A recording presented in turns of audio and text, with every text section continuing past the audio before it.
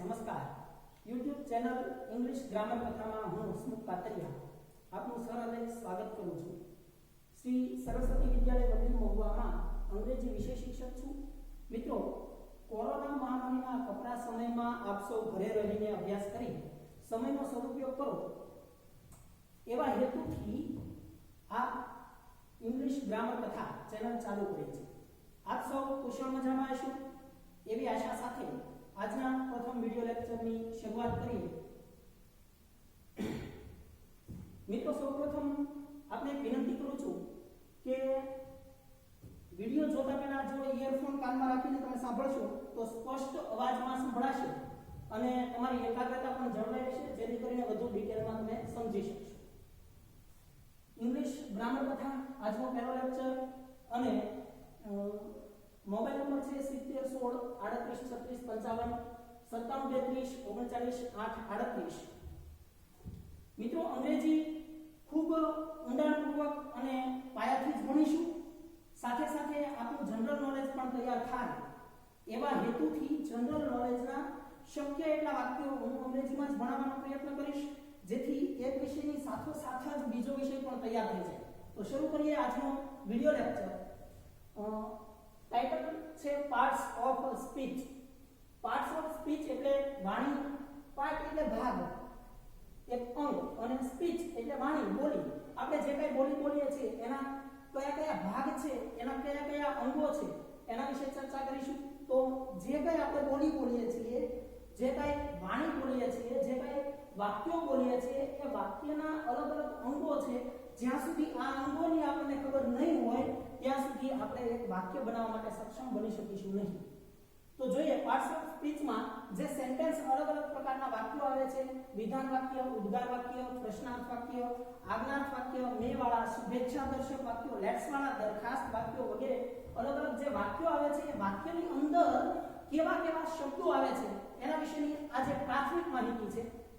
Sentence એટલે કે વાક્યના બે ભાગ પડે છે, એક છે સબ્જેક્ટ અને બીજું છે પ્રેડિકેટ. સબ્જેક્ટની અંદર નાઉન અથવા પ્રોનાઉન આવે છે અને પ્રેડિકેટની અંદર વર્બ આવે છે, ઓબ્જેક્ટ આવે છે, એડજેક્ટિવ, એડવર્બ, પ્રેપોઝિશન, કન્જંક્શન અને ઇન્ટરજેક્શન આવે છે. ઓબ્જેક્ટની અંદર પણ નાઉન અથવા પ્રોનાઉન આવે છે.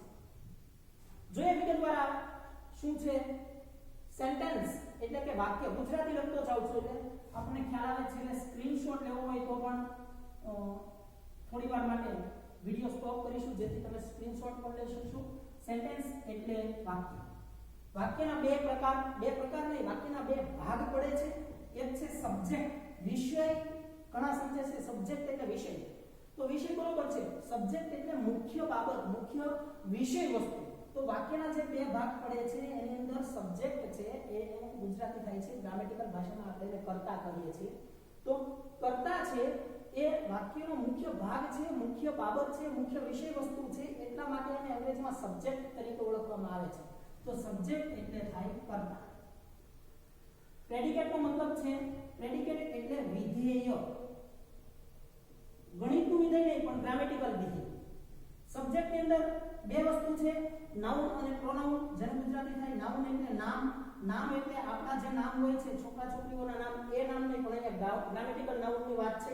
પ્રોનાઉન એટલે સર્વનામ. વર્બ, પ્રેડિકેટની અંદર જે અલગ અલગ ભાગો છે એમાં છે વર્બ. વર્બનો અર્થ થાય છે ક્રિયાપદ. ક્રિયાપદ વર્બ છે એ વિધેયનું હાર્ટ કહેવાય છે. ઓબ્જેક્ટ એટલે કર્મ. કર્મ એટલે આપણે સારું કર્મ કરીએ તો સારું ફળ મળે, એ કર્મ નહીં, પણ અહીંયા તે વ્યાકરણીય કર્મ એટલે કે ગ્રામેટિકલ કર્મની, ગ્રામેટિકલ ઓબ્જેક્ટની વાત થાય છે. એડજેક્ટિવ એટલે વિશેષણ. એડવર્બ એટલે ક્રિયા વિશેષણ. ક્રિયા વિશેષણ.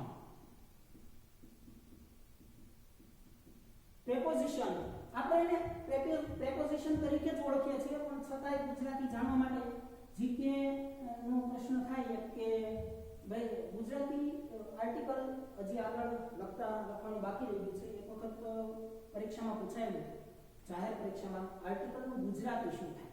તો આર્ટિકલનું ગુજરાતી થાય છે ઉપપદ. એવી જ રીતે પ્રેપોઝિશનને આપણે પ્રેપોઝિશન જ કહીએ છીએ, પણ છતાં એને ગુજરાતી લખી દઉં છું. ઉભ્યાન વહી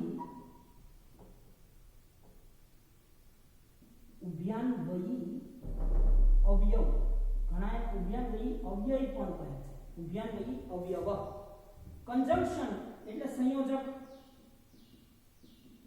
અને ઇન્ટરજેક્શન એટલે કેવળ પ્રયોગી શબ્દો. જોઈએ વિગતવાર. સબ્જેક્ટ એટલે કર્તા. કર્તાની અંદર કા નામ આવે છે અને કા સર્વનામ આવે છે. નામ એટલે પાંચ પ્રકારના જે ગ્રામેટિકલ નામ છે: સમૂહવાચક નામ, દ્રવ્યવાચક નામ, સંજ્ઞાવાચક નામ, જાતિવાચક નામ અને ભાવવાચક નામ. એ પાંચેય પ્રકારના નામનો સમાવેશ નાઉનની અંદર થાય છે. પ્રોનાઉન એટલે સર્વનામ. નામને બદલે જે શબ્દ વપરાય છે એને સર્વનામ તરીકે ઓળખવામાં આવે છે. પ્રેડિકેટની અંદર, વિધેયની અંદર કયા કયા ભાગો આવે છે? તો પહેલું છે ક્રિયાપદ એટલે કે વર્બ. કર્તા જે કાંઈ કાર્ય કરતો હોય, કર્તાનું કાર્ય, સ્થિતિ, અસ્તિત્વ દર્શાવતા શબ્દને ક્રિયાપદ તરીકે ઓળખવામાં આવે. કર્મ આ વાક્યમાં જે રીતે આવે છે એ પ્રમાણે શબ્દો લખ્યા છે. સૌથી પહેલા કર્તા આવે છે, પછી ક્રિયાપદ આવે છે, પછી કર્મ આવે છે, પછી અન્ય શબ્દો આવે છે. તો કર્મની અંદર પણ નાઉન અથવા પ્રોનાઉન વપરાય છે. વિશેષણ એટલે એડજેક્ટિવ, એડવર્બ એટલે ક્રિયા વિશેષણ. વિશેષણ કોને કહેવાય? એડજેક્ટિવ. નામના અર્થમાં જે વધારો કરે છે, નામના ગુણમાં નહીં પણ અર્થમાં જે વધારો કરે છે એવા શબ્દને એડજેક્ટિવ એટલે કે વિશેષણ તરીકે ઓળખવામાં આવે છે. એડવર્બ એટલે ક્રિયા વિશેષણ. ક્રિયાના અર્થમાં વધારો કરે એને ક્રિયા વિશેષણ કહેવાય. વિશેષણના અર્થમાં અને ક્રિયા વિશેષણના અર્થમાં વધારો કરે એને પણ ક્રિયા વિશેષણ તરીકે ઓળખવામાં આવે છે, એડવર્બ તરીકે ઓળખવામાં આવે છે. પ્રિપોઝિશન. પ્રેપોઝિશન એટલે ઉભયાન્વી અવ્યય, સ્થળ અને સમય દર્શાવતા શબ્દોની આગળ ઉપયોગ કરવામાં આવે છે. ડિટેલમાં માહિતી આની પછીના લેક્ચરમાં આપણે જોઈશું, ખાલી પ્રાથમિક માહિતી છે. કન્જંક્શન એટલે સંયોજક. તો બે વાક્યોને જોડતા, બે વાક્યો નહીં પણ ત્રણ વાક્યો, ચાર વાક્યોને જોડે એને પણ કોઈ પણ વાક્યોને જોડતા શબ્દો, એ શબ્દોને સંયોજક તરીકે કન્જંક્શન તરીકે ઓળખવામાં આવે. ઇન્ટરજેક્શન એટલે કેવળ પ્રયોગી શબ્દો, જે માત્ર ને માત્ર પ્રયોગ કરવા ખાતર, કેવળ પ્રયોગ કરવા ખાતર જે શબ્દો વપરાય છે એને કેવળ પ્રયોગી શબ્દો તરીકે ઓળખવામાં આવે છે. દાખલા તરીકે આ, ઓ વગેરે જેવા શબ્દો છે વધારાના કેવળ પ્રયોગ ખાતર વપરાય છે એને ઇન્ટરજેક્શન તરીકે ઓળખવામાં આવે છે. અહીંયા છેલ્લે મેં ETC લીધું છે, એટસેટ્રા. આવી ઘણી બધી યાદી બની શકે પણ બેઝિક ખાલી આપણે કેવા કેવા શબ્દો અગત્યના છે એ અહીંયા લખ્યા છે. આ સિવાય આર્ટિકલ છે, નંબર છે, જેને આપણે સિંગ્યુલર પ્લુરલ તરીકે, એકવચન, બહુવચન, સંખ્યા તરીકે આપણે ઓળખીએ છીએ. એ નંબર્સ, આર્ટિકલ્સ, પછી ડિટર્મિનર્સ એટલે નિર્ણયકો છે, વગેરે ઘણા બધા શબ્દો વાક્યની અંદર આવે છે પણ અગત્યના જે છે એની અહીંયા યાદી કરી છે. હવે જોઈએ સબ્જેક્ટની અંદર શું આવે છે. ખાસ યાદ રાખવાનું છે મિત્રો, સબ્જેક્ટ એટલે કર્તામાં કા નાઉન હોય છે અથવા તો પ્રોનાઉન, બેમાંથી એક ફરજિયાત હોય છે. જો નાઉન કે પ્રોનાઉન બેમાંથી એક પણ ન હોય તો એને કર્તા કહી શકાતો નથી. એટલે નાઉન કે પ્રોનાઉન થી કર્તા બને છે. ખાસ યાદ રાખજો મિત્રો, કર્તાની અંદર નાઉન અથવા પ્રોનાઉન ફરજિયાત છે. હા, નામ હોય, નામની પહેલા એના અર્થમાં વધારો કરતા શબ્દ તરીકે વિશેષણ પણ હોઈ શકે. વિશેષણના અર્થમાં વધારો કરતા શબ્દ તરીકે એમાં ક્રિયા વિશેષણ પણ હોઈ શકે. અને નામ છે એકવચન હોય તો આગળ આર્ટિકલ એ કે એન પણ હોઈ શકે. જો એ નામ નિશ્ચિત હોય તો આર્ટિકલ ધ પણ હોઈ શકે. પણ નામ તો ફરજિયાત છે જ. એકલું વિશેષણ કે એકલું ક્રિયા વિશેષણ કે એકલું આર્ટિકલ ક્યારેય કર્તા કહેવાતો નથી. જ્યારે નામ કે પ્રોનાઉન બેમાંથી એક, નામ કે સર્વનામ બેમાંથી એક હોય તો જ કર્તા બને છે, નહીતર કર્તા શક્ય નથી. એવી જ રીતે કર્મની અંદર પણ યાદ રાખજો ખાસ મિત્રો, નાઉન એટલે નામ અને પ્રોનાઉન એટલે સર્વનામ. તો કર્મની અંદર પણ કાં તો નાઉન હોય છે કાં તો પ્રોનાઉન હોય છે, બેમાંથી એક તો ફરજિયાત હોય જ છે. નામ કે સર્વનામ વગર કર્મ શક્ય નથી. હા, નામની સાથે કે સર્વનામની સાથે આગળ નામના અર્થમાં વધારો કરતા શબ્દો એને સંલગ્ન બીજા શબ્દો હોઈ શકે પણ નામ તો ફરજિયાત છે જ. નામ ન હોય તો સર્વનામ ફરજિયાત છે જ. એટલે નામ કે સર્વનામ થી જ કર્મ બને છે, નામ કે સર્વનામ થી જ કર્તા બને છે. તો આખું સેન્ટેન્સના બે પ્રકાર, કર્તા, કર્તાની અંદર નામ અને સર્વનામ. બીજો ભાગ છે વિધેય, વિધેયની અંદર ક્રિયાપદ, કર્મ, વિશેષણ, ક્રિયા વિશેષણ, ઉભયાન્વી અવ્યય, સંયોજક, કેવળ પ્રયોગી શબ્દો. કર્મની અંદર નામ, સર્વનામ વગેરે ઘણા બધા શબ્દો આવે છે. જોઈએ આ વાક્યો છે શું, આ આખી વિગત છે શું. તો મિત્રો એક ઉદાહરણ લઈએ સમજવા માટે. આપણું આખું જે માનવ શરીર છે એ જુદા જુદા અંગો જોડાઈને બનેલું છે. એટલે જુદા જુદા અંગોમાં એક બે મુખ્ય ભાગ પડે છે. માનવ શરીરના મુખ્ય બે ભાગ પડે છે, એક માથું અને બીજું છે ધડ. તો માથાની અંદર અલગ અલગ અંગો છે, નાક, કાન, ઓઠ, જીભ, દાંત વગેરે આખું મોઢું, જે કાંઈ અંગો આવતા હોય તે મસ્તકની અંદર છે, એ મુખ્ય ભાગ છે શરીરનો. એવી જ રીતે વાક્યના બે ભાગ પડે છે, કર્તા અને વિધેય. એમાં કર્તા છે એ વાક્યનો મુખ્ય ભાગ છે, મુખ્ય વિષય વસ્તુ છે, મૂળ બાબત છે, એટલે એને સબ્જેક્ટ એટલે વિષય, મુખ્ય વિષય વસ્તુ છે, એટલે એને કર્તા તરીકે ઓળખવામાં આવે છે. બીજો ભાગ છે માનવ શરીરનો ધડ. ધડ છે એની અંદર હાથ છે, હાથની અંદર પાછા બીજા એના પેટા અવયવો છે, આંગળા છે, અંગૂઠો છે, કાંડું, કોણી વગેરે છે. પગ છે, પગની અંદર ઘૂંટણ છે, પગની એડી પાની છે વગેરે આંગળા છે. તો એનાથી આખો પગ તૈયાર થાય છે. પગ, હાથ, છાતી, પેટ વગેરે બધા જ અંગો જોડાય અને આખું એક ધડ બને છે, જે માનવ શરીરનો ગૌણ ભાગ છે. એવી જ રીતે વિધેયની અંદર વાત કરીએ તો વિધેયની અંદર એના અલગ અલગ અંગો છે. ક્રિયાપદ, કર્મ, વિશેષણ, ક્રિયા વિશેષણ, ઉભયાંકી, અવયવ, સંયોજક, કેવળ પ્રયોગી શબ્દો વગેરે વગેરે ઘણા બધા. તો આ બધા જ શબ્દો જોડાઈને એક વિધેય તૈયાર થાય છે, પ્રેડિકેટ તૈયાર થાય છે અને કર્તા અને વિધેય બંને જ્યારે જોડાય છે ત્યારે એક વાક્ય બને છે.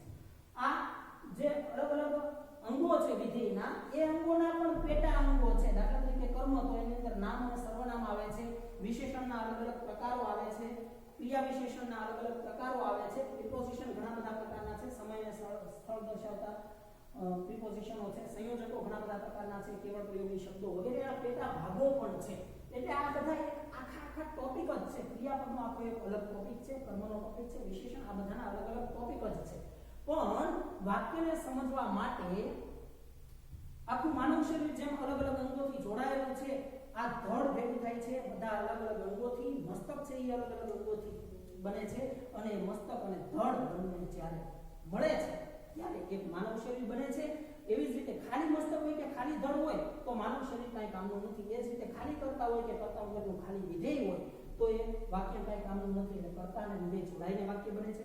ફરી વખત જોઈ લઈએ, એક વખત વિગતવાર સમજી લઈએ કે આ બધા જ નામ, pronoun, verb, object, adjective, adverb, preposition, conjunction, interjection વગેરે બધા શબ્દો ભેગા થઈ જોડાય અને એક વિધેય બને છે, પ્રેડિકેટ બને. એવું જરૂરી નથી કે વિધેયની અંદર આ બધા શબ્દો ફરજિયાત આવે છે. આમાંથી જેટલાની જરૂર હોય વાક્યમાં એટલા શબ્દો આવે છે, બાકીના નથી આવતા. પણ જ્યાં જે પ્રકારના શબ્દો આવે છે એ કંઈક આવા પ્રકારના છે.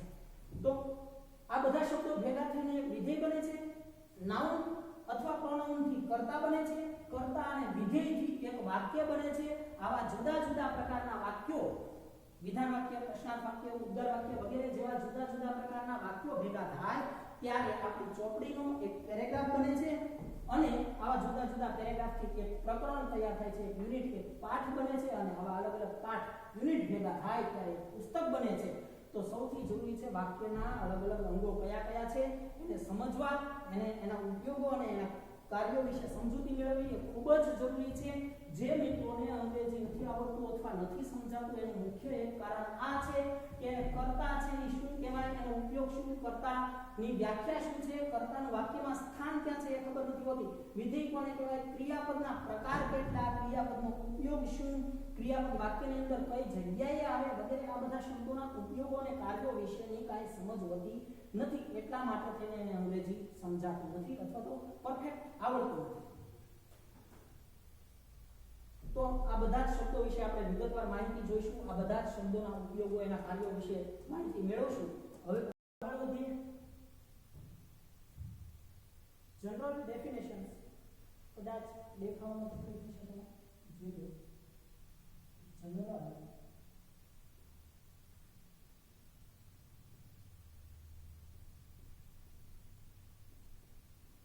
ડેફિનેશન્સ. જનરલ ડેફિનેશન્સ એટલે સામાન્ય વ્યાખ્યાઓ. જનરલ નો અર્થ થાય જનરલ, GENERAL. જનરલ એટલે સામાન્ય અને ડેફિનેશન્સ DEFINITIONS. ડેફિનેશન્સ એટલે વ્યાખ્યાઓ, સામાન્ય વ્યાખ્યાઓ. તો સામાન્ય વ્યાખ્યાઓની અંદર જોઈએ સૌથી પ્રથમ વાક્યનો જે મુખ્ય ભાગ છે સબ્જેક્ટ, SUBJECT. સબ્જેક્ટ એટલે કર્તા. કર્તા કોને કહેવાય? કર્તા.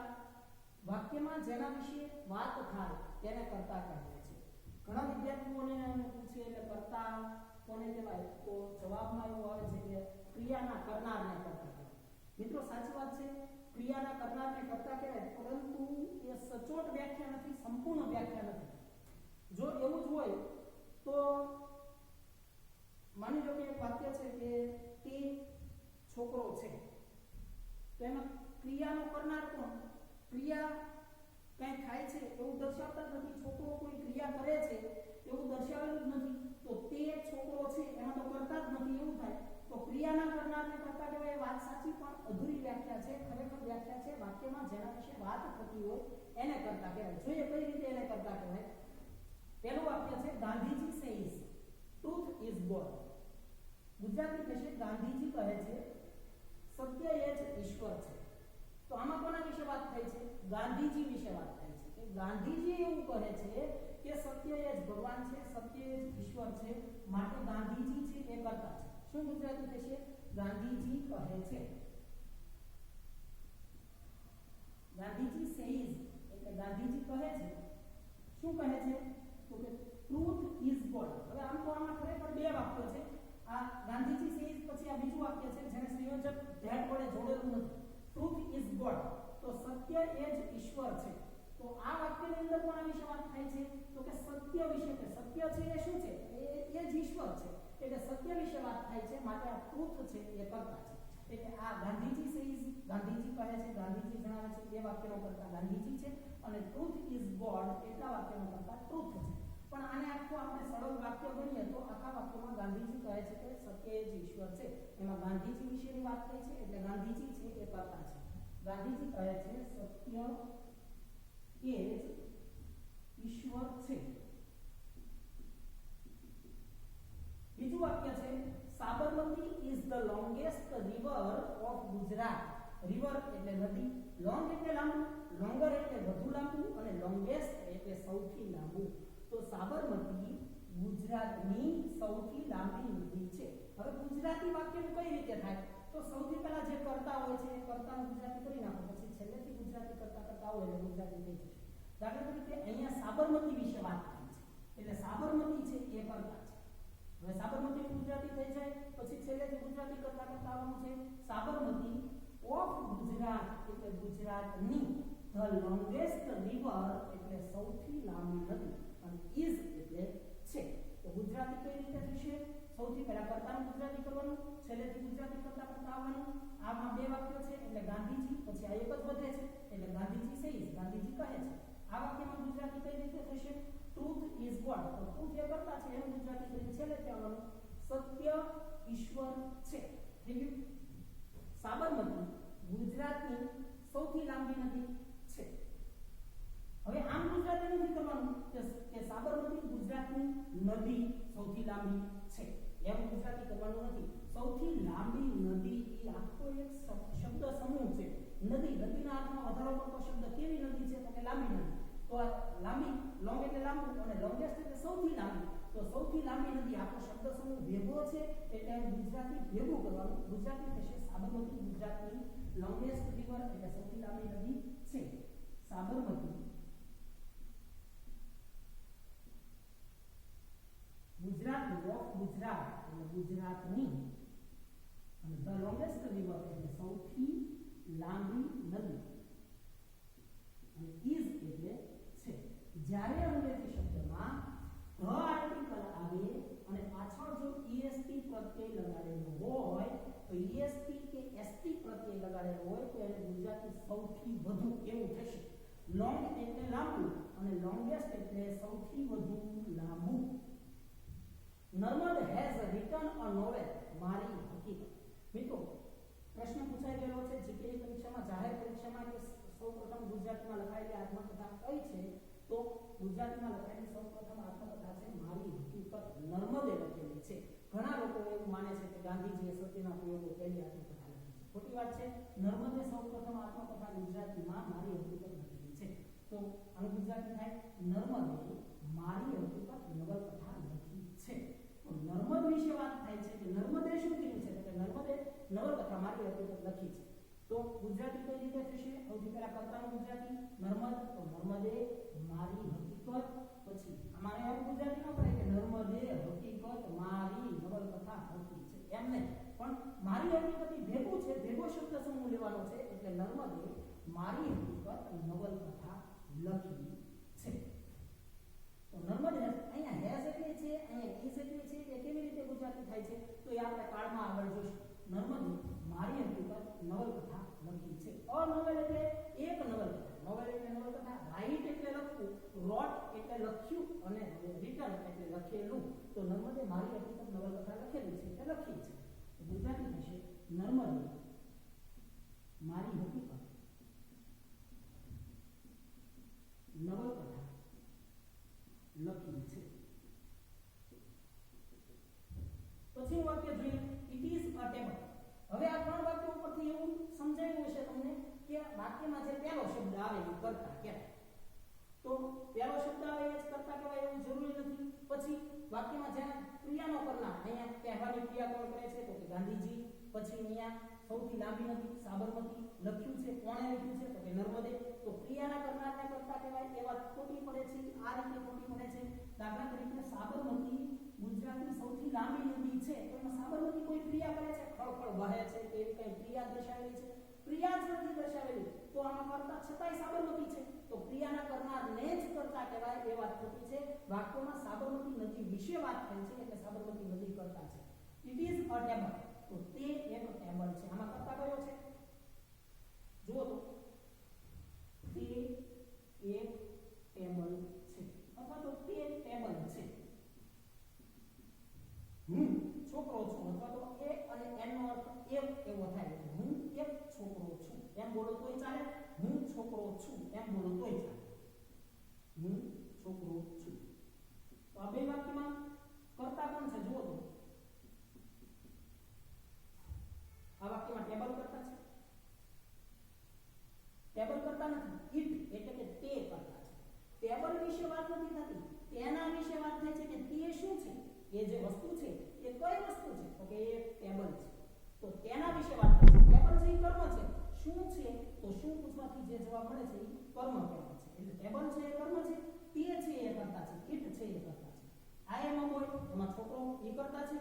ના, છોકરો એ કરતા નથી, પણ હું છોકરો છું. હું કોણ છું? હું કઈ બાબત છું, કઈ વસ્તુ છું તો કે હું એક છોકરો છું. તો મારા વિશે વાત થાય છે એટલે હું છે એ કરતા છે. My cousin. હવે તમને એવું લાગ્યું હશે કે વાક્યમાં જે પહેલો શબ્દ આવે એ કરતા છે, તો એ વાત પણ ખોટી છે. જે પહેલો શબ્દ આવે અને એક જ શબ્દ કરતા હોય એવું જરૂરી નથી. કરતા જેના વિશે વાત થતી હોય એ કરતા કહેવાય. દાખલા તરીકે આ વાક્ય જુઓ તો my cousins friend Kishore is my classmate. આમાં કરતા કોણ છે? જુઓ ગુજરાતી શું થશે?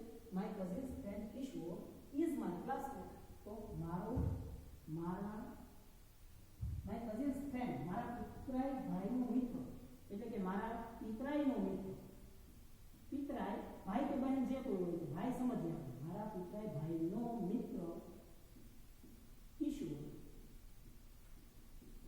ઇઝ માય ક્લાસમેટ, એટલે મારો સહપાઠી છે. સહપાઠી છે. ક્લાસમેટ એટલે સહપાઠી, સાથે ભણનાર. તો માય કઝિન્સ ફ્રેન્ડ કિશોર, એમાં કિશોર છે એ કરતા છે, ફ્રેન્ડ છે એ કરતા છે, કઝિન છે એ કરતા છે કે માય છે એ કરતા છે? કોણ છે? ક્લાસમેટ છે એ કરતા છે.